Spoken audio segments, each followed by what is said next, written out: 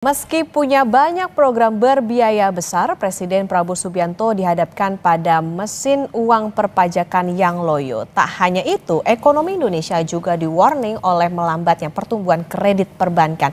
Padahal Menko Purbaya sudah menggelontorkan ratusan triliun ke perbankan. Awas Pak Presiden, pajak dan kredit sama-sama kurang tenaga. Kompas Bisnis akan tanya ke Direktur Eksekutif Selyos, Bima Yudhistira. Selamat pagi Mas Bima. Selamat pagi. Mas Bima, kita ke soal perpajakan dulu nih. Ekonomi tumbuh di atas tahun lalu. Kenapa penerimaan pajak melambat meskipun Wamenkyu Swahasil udah jelaskan ini karena restitusi katanya? Ya, faktor restitusi bukan jadi faktor utama sebenarnya. Kalau dilihat dari komponen pajak yang paling besar itu adalah industri pengolahan. Meskipun pertumbuhan ekonomi diklaim bisa lebih dari 5%, tapi industri pengolahan yang sumbang 30% dari total penerimaan pajak itu kondisinya sekarang sedang babak belur ya, sedang mengalami tekanan, sedang ada kenaikan biaya produksi, biaya bahan baku, persaingan dengan produk impor yang semakin menggila. Jadi tekanan industri juga berpengaruh pada penerimaan pajak. Kemudian struktur ekonomi Indonesia adalah dari basis komoditas. Jadi kalau dicek komoditas unggulan ekspor mulai dari batu bara itu minusnya masih besar, masih di atas 18% dibandingkan tahun lalu. Kemudian nikel masih minusnya 8,9% dibanding tahun lalu. Sawit ada rebound 1-2 bulan terakhir, tapi kalau dibandingkan year on year itu juga masih ada kontraksi. Jadi komoditas ini belum bisa menjadi andalan dalam mendorong dari sisi penerimaan pajak maupun PNBP. Ada Cortex juga, Mbak. Jangan lupa yang sudah dijanjikan sebenarnya oleh Pak Purbaya akan dibenahi, tapi sebenarnya butuh waktu ya untuk melakukan evaluasi total terhadap Cortex.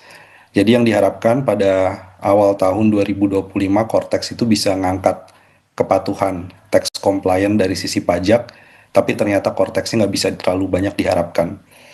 Kemudian juga ada quick win yang diharapkan dari sisi penegakan aturan korupsi pajak.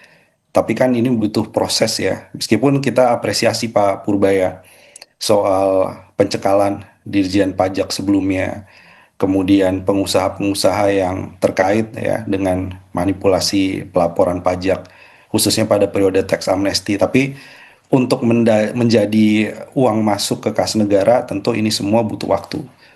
Harapannya bisa cepat selesai prosesnya, 2026 itu bisa menutup shortfall pajak. Nah, jadi dengan kondisi yang ada sekarang, estimasi untuk shortfall penerimaan pajak itu bisa 250 triliun sampai 300 triliun rupiah sampai akhir tahun 2025 ini. Oke, berarti artinya restitusi ini bukan satu-satunya penyebab, tapi tadi soal bagaimana adanya tekanan industri dan lain sebagainya. Mas Bima, dalam 2 bulan, ini kan pemerintah harus ngumpulin 700 triliun lebih untuk mencapai target. Apa resikonya kalau gagal? Konteksnya pembiayaan program Presiden Prabowo kan juga berbiaya besar nih, ada banyak program-program prioritasnya. Ya ini kalau sampai gagal dan pasti akan ada shortfall ya. Shortfall kan artinya gagal mencapai target penerimaan pajak, maka konsekuensinya adalah utang. Tadi dijelaskan oleh Mbak Okta juga bahwa kalau utang pun juga nggak mudah hari ini. Karena spread ataupun selisih dari SBN misalnya dengan surat utang dari Amerika Serikat, spread atau selisih imbal hasilnya juga relatif sempit. Kemudian kalau kita lihat ya dari sisi utang, itu juga terjadi undersubscribe. Jadi setiap kali ada penerbitan utang atau SBN baru, tidak seperti sebelumnya oversubscribe. Jadi ini jadi salah satu tantangan. Sementara kalau dilihat ada yang nggak matching antara shortfall penerimaan pajak yang cukup besar diproyeksi, tapi di sisi yang lain defisit APBN-nya masih jauh tuh dari target APBN atau asumsi APBN. Ini artinya apa? Ini artinya memang yang direm sekarang ini adalah dari sisi belanja. Maka efisiensi anggaran meskipun sudah dipacu untuk melakukan realisasi lebih cepat pada 2025 sisa tahun ini, tapi tetap saja untuk realisasi dari sisi belanja ini proyeksinya yang akan ditekan dan efisiensi untuk tahun 2026 ini dipastikan akan berlanjut bahkan angkanya jauh lebih besar dibandingkan 2025. Oke, ini jadi catatan nih, hati-hati karena utangnya bisa makin menguat kalau terjadi shortfall pajak itu tadi. Mas Bima, kita ke angka defisit APBN per Oktober, realisasinya 479,7 triliun, 2,02% PDB, dan sebetulnya masih rendah dari outlook APBN yang 2,78. Pertanyaannya kok bisa sih defisit angkanya terjaga meskipun itu tadi kondisinya banyak program berbiaya tinggi, penerimaan pajaknya juga loyo, mungkinkah kondisi seperti ini? Ya, biaya tinggi dari belanja pemerintah harus dicek dari mana sumbernya. Jadi kalau biaya tinggi untuk makan bergizi gratis, ternyata 71 triliun itu mengambil dari dana-dana transfer daerah yang dipangkas sepanjang 2025. Kemudian alokasi anggaran untuk sekolah rakyat itu juga mengambil dana pendidikan yang sudah dialokasikan sebelumnya. Jadi kalau dilihat ini hanya utak-atik dari hasil efisiensi anggaran. Yang dikorbankan adalah realisasi anggaran di daerahnya itu akan sangat rendah. Jadi tanpa meningkatkan penerimaan pajak, bisa nggak defisit terjaga? Jawabannya adalah bisa, tapi yang harus dikalkulasi MBG ini merugikan atau mengambil program apa yang sebenarnya program esensial pelayanan publik, pendidikan, kesehatan, yang sebenarnya punya dampak berganda ekonomi lebih besar daripada makan bergizi gratis. Atau program-program pemberdayaan UMKM di daerah ini ikut terganggu karena adanya efisiensi anggaran untuk program yang sifatnya populis. Dan jadi kalau kita mengkalkulasikan itu, maka kita akan melihat program populisnya tidak memperlebar defisit APBN, tapi efek sampingnya yang dirasakan adalah ekonomi sebenarnya nggak bergerak di daerah secara optimal. Jadi ada konsekuensinya. Oke, artinya ada apa ya, semacam tambal sulam gitu lah ya untuk membiayai program-program Yes. itu. Mas Bima, kalau tadi itu soal bagaimana pembiayaan dari segi pajak yang juga loyo dan lain sebagainya. Tapi ketika defisit terjaga jauh di bawah outlook, sekarang kondisinya kenapa justru terjadi outflow atau kaburnya dana asing dari SBN November, ada 10,4 triliun dana asing yang hengkang dari instrumen Kemenkyu. Ya, sebenarnya peringatan dari beberapa lembaga internasional ya, salah satunya S&P juga, bahwa ada tantangan pertumbuhan 2026 ke depan. Kemudian dari sisi ya, defisit APBN. Kalau sekarang pun coba diutak-atik antara belanja populis dengan mengorbankan efisiensi anggaran terutama di daerah, memangnya tahun 2026 efek dari efisiensinya tidak akan sebesar ini ke perekonomian. Jadi banyak yang memprediksi, memproyeksikan termasuk Selyo sendiri bahwa tekanan ekonomi dari eksternal, dari domestik, dari kebijakan-kebijakan pemerintah itu sendiri itu bisa membuat confidence ataupun investor yang ingin masuk di pasar surat utang portfolio itu akhirnya melakukan wait and see, mengkalkulasi kembali. Begitupun juga tren perusahaan-perusahaan yang ingin ekspansi dengan mengandalkan utang. Nah, ini kan obligasi ini tidak hanya surat utang pemerintah, tapi juga ada obligasi korporasi dan swastanya juga akhirnya jadi wait and see. Terlihat sebenarnya ada hubungan. Pasar obligasi swastanya juga lesu, tapi di sisi yang lain juga investor memahami. Karena sebelum menerbitkan obligasi swasta, tentunya investor juga harus melakukan pinjaman ke bank. Nah, banknya tadi disebutkan oleh Bank Indonesia ya, bahwa kredit menganggurnya itu 2.400-an triliun rupiah, ditambah injeksi likuiditas 200 triliun dari Pak Purbaya. Ini efeknya sampai sekarang belum mampu menurunkan lending rate atau suku bunga pinjaman dan memompa pertumbuhan kredit di sisa tahun 2025. Oke, PR juga untuk pemerintah soal bagaimana menjaga kepercayaan dari investor. Mas Bima, nanti kita lanjutkan kembali dan saudara tetap bersama kami di Kompas Bisnis. Lanjutkan perbincangan bersama dengan Direktur Eksekutif Selyos Bima Yudhistira. Mas Bima, tadi kalau disebutkan prediksinya kalau misalnya pemerintah nggak segera gerak cepat, shortfall-nya bisa mencapai 250 sampai 300 triliun. Nah, prediksi Anda kalau tadi shortfall-nya segitu, sekaligus defisit APBN-nya kira-kira berapa nih, Mas? Apakah makin lebar dari yang sekarang 2,02 itu atau seperti apa? Ya, defisit APBN-nya akan ada pelebaran mencapai 2,2% dari PDB. Tapi kita tidak bisa melihat hanya angka, oh defisitnya masih jauh lah di bawah target atau asumsi atau di bawah yang dibolehkan Undang-Undang Keuangan Negara sebesar 3%.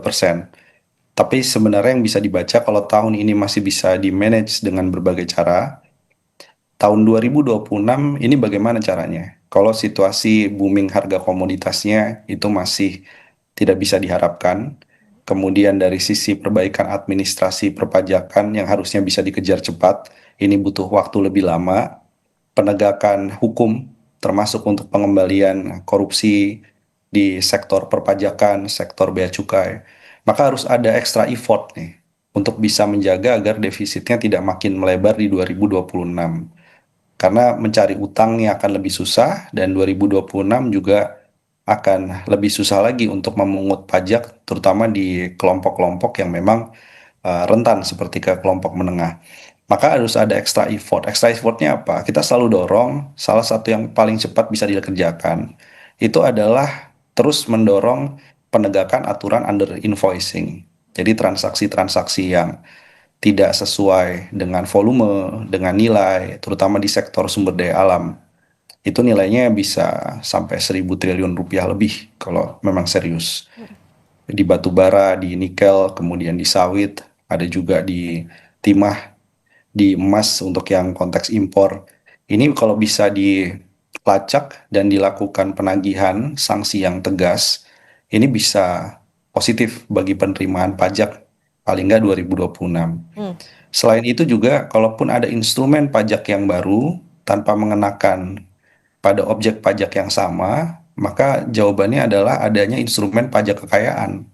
Nah, ini kita sedang dorong RUU maupun naskah akademiknya kita akan tawarkan kepada Kemenq, kepada DPR, sehingga mereka yang memang super kaya itu harus membayar pajak lebih mahal. Jadi bukan kelas menengah, apalagi kelas bawah yang harus didorong atau dipacu untuk tertib bayar pajak, tapi justru kelompok yang paling atas. Nah, selain itu juga kalaupun ada kebijakan inovasi terkait dengan perluasan cukai, ini memang harus ada perluasan cukai, cuman harus dilihat juga situasi dari tiap industri atau tarif cukainya seperti apa. Jadi harus ada extra effort. Nah, dari segi belanja pemerintah, ini diharapkan efisiensi itu harus tajam ke atas. Kalau mau efisiensi, Pak Prabowo harus berani rem tunjangan, fasilitas, kemudian gaji yang berlebihan, terutama pada anggota dewan, terutama pada menteri-menteri, wakil menterinya, rangkap jabatannya kemudian dihapus. Nah, jadi dengan cara itu orang akan melihat bahwa yang dikejar tahun 2026 itu bukan Pemda, itu bukan kelas menengah, tapi mereka yang memang harus jadi objek atau sasaran dari efisiensi anggaran. Jadi harus ada perubahan paradigma soal efisiensinya. Oke, Dan perbaikan. satu lagi adalah, ya, Ya, silakan. extra effortnya adalah soal utang.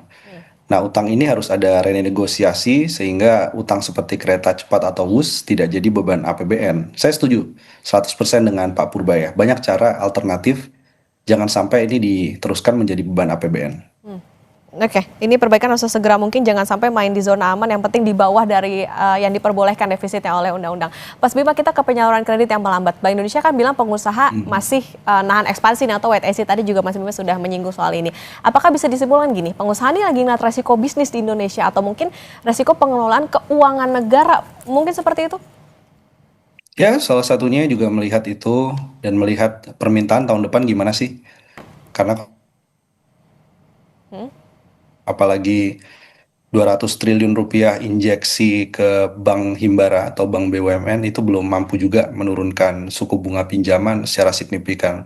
Jadi kita monitor terus, mulai dari pencairan yang diklaim ya oleh Bank Himbara itu sudah 100%, ada yang 80% lebih, tapi nggak bergerak signifikan penurunan dari lending rate-nya, terutama pinjaman terkait dengan modal kerja dan terkait dengan belanja investasi di perusahaan-perusahaan atau debitur itu suku bunganya relatif flat gitu. Artinya apa? Artinya pengusaha akan melihat ini masalahnya bukan kelebihan likuiditas nih. Masalahnya adalah gimana menyalurkannya. Jadi jangan tambah lagi likuiditasnya. Karena kalau yang terjadi ada tambahan terus likuiditas dari SAL pindah kepada bank BUMN, ini belum tentu memompa pertumbuhan kredit. Dan ini yang disebut sebagai dorman ekonomi sebenarnya. Jadi pengusaha juga ngelihat sekarang ini uang banyak sekali di bank. Ada kredit yang tidak dicairkan, ada likuiditas yang berlebih, tapi kami nggak confidence untuk mengambil itu karena demand-nya belum terdorong. Jadi Pak Purbaya harus merubah paradigma, Bank Indonesia juga harus merubah, OJK. Paradigma yang sebelumnya adalah dorman ekonomi, dari dorongan sisi supply atau pasokan uang, itu menjadi demand ekonomi. Jadi entrepreneurship-nya, efisiensinya harus dikelola, jangan sampai kena kepada permintaan di banyak daerah. Itu menggeser paradigma itu yang harus segera dilakukan nih. Kalau nggak, percuma. Ada tambahan likuiditas terus diinjeksi, suku bunganya nggak turun. Yang terjadi justru suku bunga depositonya yang turun, bukan suku bunga kredit atau pinjamannya. Yang membuat banyak yang nggak tertarik untuk menaruh uang di Indonesia. Nah, ini yang harus diubah. Jadi demand side ini yang harus digerakkan.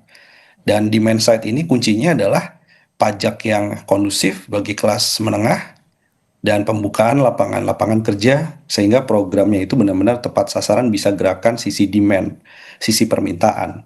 Ini yang kelihatannya masih agak kurang dipengaruhi oleh kebijakan fiskal. Oke, masih ada waktu untuk kejar penerimaan negara sesuai target, termasuk tadi bagaimana perbaikan dari sisi kepatuhan perpajakan, tapi yang harus diperhatikan adalah jangan sampai pembiayaan populis tadi membuat ekonomi jalan di tempat atau bahkan defisit makin melebar. Terima kasih Direktur Eksekutif Selios Mas Bima Yudhistira sudah Terima bersama kasih. di Kompas Bisnis.